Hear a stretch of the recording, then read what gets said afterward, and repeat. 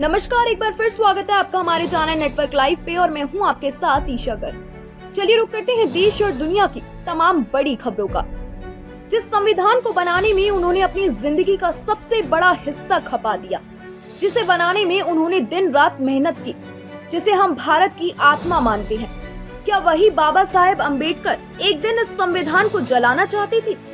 ये सिर्फ एक अफवाह नहीं है, ये एक ऐतिहासिक सच्चाई है। और आज हम आपको बताएंगे उस पीड़ा की कहानी जिसने अम्बेडकर को ये सोचने पर मजबूर कर दिया था। 15 अगस्त 1947 भारत आजाद हुआ, लेकिन आजादी के बाद सबसे बड़ी जिम्मेदारी थी एक ऐसा संविधान बनाना जो हर धर्म, हर जाति, हर वर्ग को बराबरी का हक दे सके। बाबा साहेब अम्बेडकर को इस काम के लिए चुना गया। वो संविधान सभा की ड्राफ्टिंग कमेटी के अध्यक्ष बने। उन्होंने 2 साल 11 महीने 18 दिन तक दिन रात काम किया। 26 जनवरी 1950 को संविधान लागू हुआ और भारत एक लोकतांत्रिक गणराज्य बना। लेकिन इसी संविधान के निर्माता को कुछ ही सालों में ऐसा आखिरकार क्यों लगा कि इस संविधान ने दलितों और वंचितों के साथ न्याय नहीं किया।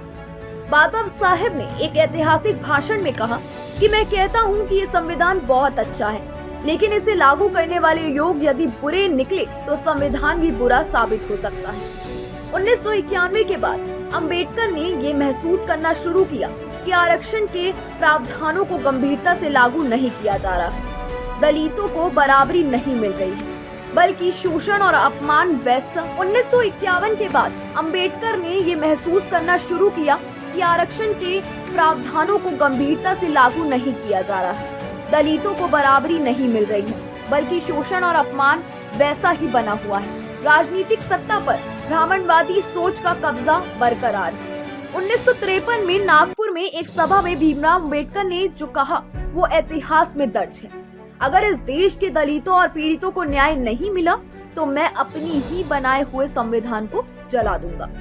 ये सिर्फ एक गुस्से का इजहार नहीं था, ये उस आंतरिक आघात, उस असहायता की चीख थी जो उन्हें अपनी ही रचना के सामने असहाय बना रही थी। बाबा साहेब भीमराव अम्बेडकर संविधान से नहीं, व्यवस्था से नाराज थे। उन्होंने कहा था कि संविधान में बदलाव संभव है, लेकिन उसमें इच्छा शक्ति होनी चाहिए। दलित समाज को मिला आरक्षण एक अस्थायी उपाय था। बाबा साहेब भीमराव अम्बेडकर मानते थे कि असली बदलाव तब आएगा जब समाज सोच से बदलेगा, जब सामाजिक समानता व्यवहार में आएगी। 14 अक्टूबर 1956 बाबा साहेब ने नागपुर में 5 लाख अनुयायियों के साथ बौद्ध धर्म अपना लिया। उन्होंने हिंदू धर्म की जातिवादी व्यवस्था को खुला चैलेंज दिया और कहा कि मैं हिंदू के रूप में पैदा हुआ, लेकिन हिंदू के रूप में मरूंगा नहीं। कई विशेषज्ञ इसे उस संविधान से गहरा असंतोष मानते हैं जिसमें समानता का वादा तो किया था, लेकिन व्यवहार में कुछ नहीं बदला। आज जब संविधान पर बहस हो रही है तो सेक्युलर, सोशलिस्ट, बेसिक स्ट्रक्चर जैसे मुद्दे छेड़े जा रहे हैं। तो ऐसे में हमें ये याद रखना चाहिए कि संविधान को सिर्फ एक कानून किताब ना समझा जाए, ये एक संघर्ष की विरासत है। बाबा साहेब का संविधान न सिर्फ अधिकार देता है बल्कि जिम्मेदारियां भी तय करता है। उनका दर्द यही था कि किताब बदलने की जरूरत नहीं है, सोच बदलने की जरूरत है।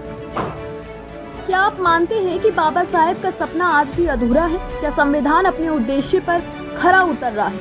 नीचे कमेंट करें और अपनी राय जरूर दें। और अगर आप चाहते हैं कि भारत का हर नागरिक संविधान को समझे तो ये वीडियो ज्यादा से ज्यादा लोगों तक पहुंचाएं। नेटवर्क लाइव को सब्सक्राइब करें और ऐसी ही ऐतिहासिक सच्चाई से जुड़ते रहिए।